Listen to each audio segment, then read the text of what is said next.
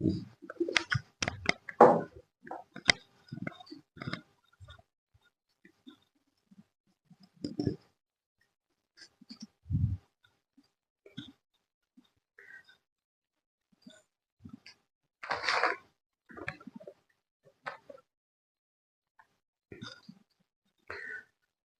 To my YouTube channel Udaan GS में आप सभी लोगों का स्वागत है। मैं अखिलेश कुमार आप लोगों के सामने एक नया टॉपिक लेकर के आया हूं और इस टॉपिक में आप लोगों को धर्मनिरपेक्ष के बारे में सीखने के लिए मौका मिलेगा और इसे आंसर राइटिंग भी करने के लिए मौका मिलेगा, जानने का मौका मिलेगा। तो आप लोग इस वीडियो को पूरा देखेंगे। वीडियो ज़्यादा बड़ा नहीं बनाया जा रहा है, छोटे छोटे क्लिप में करके बनाया जा रहा है। और वीडियो को लाइक कीजिए, सब्सक्राइब कीजिए और ज़्यादा से ज़्यादा अपने दोस्तों में शेयर कीजिए ताकि सभी को इसका लाभ मिल पाए। चलिए, तो बिना देर किए हुए शुरू करते हैं। हमने यहाँ पर एक क्वेश्चन लिखा है, धर्मनिरपेक्ष से आप क्या समझते हैं? किन्हीं दो प्रावधानों को लिखे, किन्हीं दो प्रावधानों को लिखे जो भारत को धर्मनिरपेक्ष बनाता है। तो सबसे पहले तो हम लोग को ये जानना है कि धर्मनिरपेक्ष होता क्या है। ठीक है, धर्मनिरपेक्ष जब किसी भी राष्ट्र का अपना कोई धर्म नहीं होता है और वो सभी धर्मों को समान रूप से मान्यता देता है, सभी को एक ही समान नजरिए से देखता है, तो उस राष्ट्र का जो धर्म होता है वो धर्मनिरपेक्ष होता है। वो सभी धर्मों को अपने एक ही नजरिया में रखता है। परंतु ऐसे बहुत सारे देश है जिसका अपना धर्म स्पेशल बना रखा है, उसका कोई धर्मनिरपेक्ष नहीं है। परंतु भारत जो है ये एक धर्मनिरपेक्ष राष्ट्र है, इसलिए इसे बहुत सारे देशों में चर्चा होते रहती है। अगर आप पाकिस्तान जाएंगे तो इस्लामिक स्टेट है, अफगानिस्तान जाएंगे इस्लामिक स्टेट है, नेपाल में जाएंगे तो हिंदू स्टेट है, श्रीलंका में जाएंगे बौद्धिस्ट स्टेट है, अगर म्यांमार में भी जाते हैं तो बौद्धिस्ट स्टेट है। तो इस तरह से वहां पर ये सब अपना एक धर्म की रक्षा कर रखा है ये सब देश जो है। ठीक है, और यूरोपीय कंट्री में जाएंगे तो वहां पर आपको ईसाई धर्म का मान्यता दिया गया है। परंतु भारत में ऐसा नहीं है, भारत में सभी धर्मों का समान रूप से मान्यता है, चाहे वो सिख हो, बौद्ध हो, हिंदू हो, जैन हो, मुस्लिम हो, पारसी हो, ईसाई हो, सभी को यहाँ पर समान रूप से मान्यता दिया गया है। इसीलिए भारत को धर्मनिरपेक्ष राष्ट्र घोषित किया गया है। ठीक है, हमारे जो संविधान जो निर्माता थे, जो कैबिनेट मिशन 1946 में जो गठन किया गया था, उसमें ये व्यवस्था किया गया था, परंतु पूर्ण रूप से नहीं था। ठीक है, तो ये 42वां संविधान संशोधन 1976 में इसे प्रस्तावना में ही इसे जोड़ दिया गया और वहां पर धर्मनिरपेक्ष नहीं बल्कि पंथ निरपेक्ष जोड़ा गया था। लेकिन हम लोग को जानते हैं धर्मनिरपेक्ष के रूप में, क्योंकि हमारे संविधान में शुरू से जो जोड़ा गया था वो धर्मनिरपेक्ष जोड़ा गया था। ठीक है, और बाद में 42वां संविधान संशोधन 1976 के समय में जब 3 शब्द जोड़ा गया था, राष्ट्र की अखंडता, धर्मनिरपेक्ष नहीं, पंथ निरपेक्ष जोड़ा गया था, राष्ट्र की अखंडता और समाजवादी, 3 शब्द जोड़ा गया था। तो उसी समय धर्मनिरपेक्ष या पंथ निरपेक्ष रखा गया था, उससे पहले धर्मनिरपेक्ष था। ठीक है, तो भारत को एक अलग राज्य बनाता है और इसके बारे में विशेष रूप से जानने का कोशिश करेंगे और इस तरह से आंसर राइटिंग करेंगे ताकि यहाँ पर जो भी है अच्छा नंबर मिलने का प्रयास रहेगा। तो यहाँ पर हमने ये पहले से लिख करके ये वीडियो के क्लिप बनाया है, क्योंकि आप लोगों को ज्यादा से ज्यादा समय का बचत हो सके, कम समय में ज्यादा से ज्यादा आप लोग जान सके, इसलिए।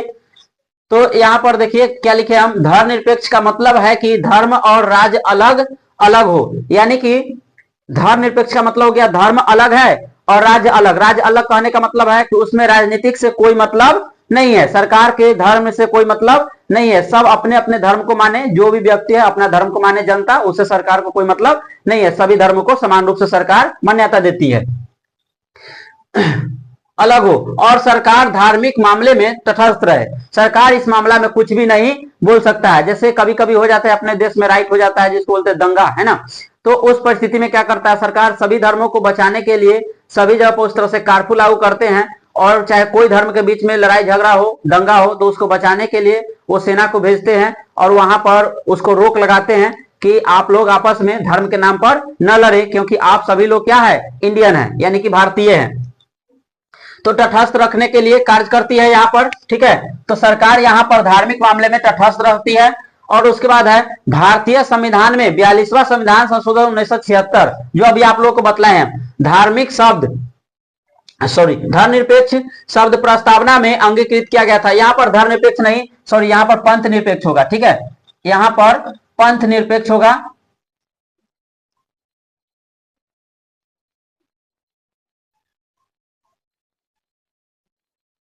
पंथ निरपेक्ष शब्द को प्रस्तावना में अंगीकृत किया गया था। अंगीकृत कहने का मतलब यह है कि इसको प्रस्तावना में जोड़ा गया, ठीक है। उसके बाद है यह भारतीय संविधान में भाग 3 अनुच्छेद 25 से 28 में वर्णन किया गया है, जो एक मौलिक अधिकार में आता है। तो ये धर्मनिरपेक्ष जो है ना, ये हम लोग को मौलिक अधिकार है।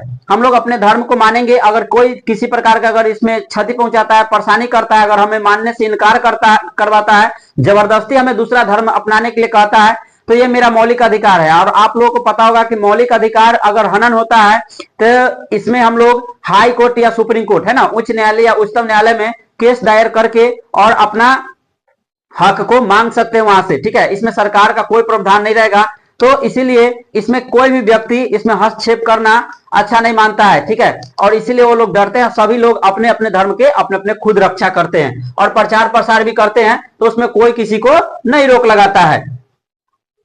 तो आप लोगों को ये शब्द जो है ना, ये शब्द जो ये दो जो लिखा हुआ है यहाँ पर, आप इसको अगर परीक्षा में लिखते हैं तो इसको हाईलाइट कर लीजिएगा, ठीक है। इसको हाईलाइट करके इस तरह से बॉक्स में दे दीजिएगा। बॉक्स में दे देने से क्या होगा कि आपको इस बात पर वो ध्यान देंगे, जो कॉपी जो चेक करेंगे वो देखेंगे कि ये कुछ विशेष इसमें लिखा हुआ है, ठीक है। तो इस तरह से उसमें जोड़ने का कोशिश कीजिएगा, ठीक है। उसके बाद यहां पर लिखा हुआ था क्वेश्चन में कि भारत को धर्मनिरपेक्ष बनाता है ना, और किन्हीं दो प्रावधानों के बारे में बोल रहा था। तो भारत को धर्मनिरपेक्ष बनाता है और प्रावधान जो है वो ये है कि भारत को कोई अपना धर्म नहीं है। भारत जो है इसमें कोई इसका राष्ट्र अपना धर्म नहीं है, यहाँ पर सभी को मान्यता बराबर रूप से दिया गया, ठीक है। भारत के कोई भी नागरिक कोई भी धर्म अपनाने के लिए स्वतंत्र है और अपना धर्म का प्रचार स्वयं प्रचार प्रसार एवं धर्म की रक्षा के लिए स्वतंत्र है, ठीक है। तो यहाँ पर कोई भी व्यक्ति अपना धर्म को मानने के लिए स्वतंत्र है, अपनी रक्षा करेगा अपना धर्म को, उससे किसी को कोई मतलब नहीं है। अगर किसी को मानना है तो भी मान सकता है, छोड़ना है तो भी छोड़ सकता है, इसमें कोई तरह के प्रावधान नहीं है, अपने धर्म को प्रचार प्रसार कर सकता है। चलिए यहाँ पर आप लोगों को एक छोटा सा यहाँ पर क्लिप जो है वो हम बतलाने का कोशिश कर रहे हैं, समझने का कोशिश कीजिएगा। देखिए, भारतीय धर्म में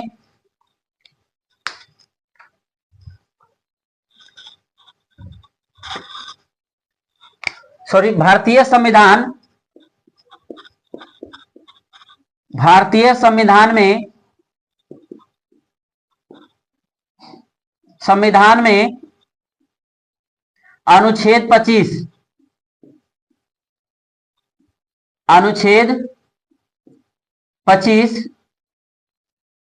के तहत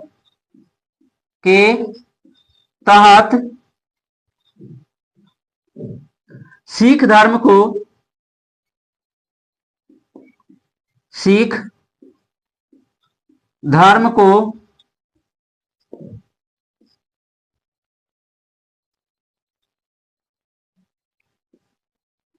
कृपाण धारण करने की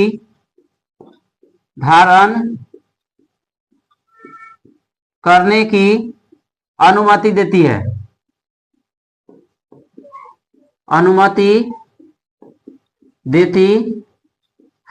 देखिए, ये जो हम जो लिखे हैं ना यहाँ पर, ये बहुत सारी परीक्षा में पूछा जा चुका है। खास तौर पर पूछा जाता है कि सिख धर्म को कृपाण धारण करने की जो अनुमति देती है भारतीय संविधान, ये अनुच्छेद कितना के तहत? तो ये अनुच्छेद 25 के तहत है। देखिए, गुरु गोविंद सिंह जो थे, अंतिम सिख धर्म के अनुयायी जो थे, जो 1666 में उनका जन्म होता है और खालसा पंथ का स्थापना 1699 में करते हैं। तो उस समय ये 5 चीज को अनिवार्य किए थे अपने धर्म में, केश, कंघा, कृपान, कच्छ और कारा। ठीक है, ये 5 चीज। तो उसमें ये बतलाए थे कि जो भी धार्मिक रूप से जो सिख धर्म के लोग हैं वो कृपान धारण कर सकते हैं। ठीक है, तो इनका धार्मिक मामला है कृपान रखना, इसीलिए भारत सरकार ने भी इसमें कोई हस्तक्षेप नहीं किया। और आप कहिएगा कि कृपान क्या होता है, एक चाकू नुमा संरचनाएं होती है, चाकू की तरह होता है, इस तरह से आप यहां पर देखिएगा, इस तरह से एक चाकू की तरह होता है।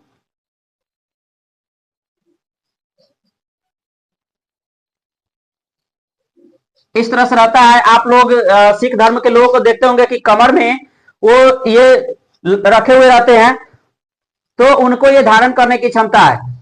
यहाँ पर भारतीय संविधान उसको अनुमति दिया हुआ है। अगर इस तरह से किसी प्रकार का छुरी, चाकू या कोई भी चीज लेकर के आप अगर कहीं पर जाते हैं, थाने में चल जाइए या कोई स्कूल, कॉलेज या किसी प्रकार